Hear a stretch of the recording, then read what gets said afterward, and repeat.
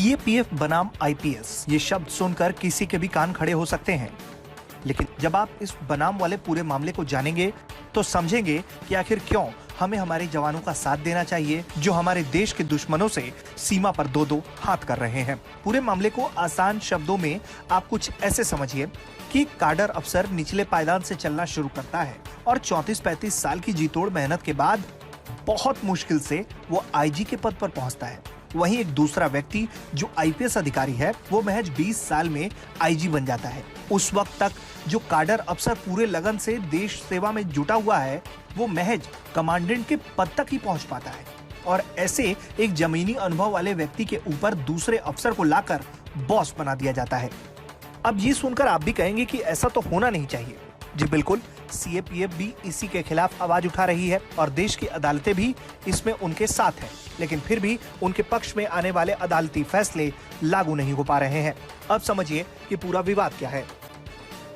IPS अफसर हमेशा ये कहते हैं कि उनकी केंद्रीय प्रतिनियुक्ति का प्रावधान जो है वो सीएपीएफ के रिक्रूटमेंट नियमों में है। वहीं सीएपीएफ का कहना होता है कि ये शुरुआती दौर के लिए था जब केंद्रीय बलों में वरिष्ठ पदों पर अधिकारी नहीं थे, लेकिन अब हालात ऐसे हैं कि अधिकारी तो बहुत हैं लेकिन वो अपने अधिकारों से वंचित हो जाते हैं। कारण आईपीएस आईजी और उसके ऊपर के पद पर खुशी खुशी प्रतिनियुक्ति ले लेते हैं।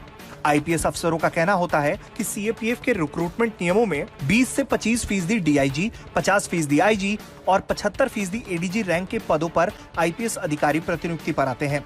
लेकिन सीएपीएफ में सेवा देने वाले अधिकारी अगस्त 2019 के आंकड़ों के हवाले से कहते हैं कि बीएसएफ में 55%, सीआईएसएफ में 65%, सीआरपीएफ में 84%, आईटीबीपी में 92% और एसएसबी में 95% डीआईजी स्तर के पद जो इनके लिए आरक्षित हैं वो खाली पड़े रहते हैं।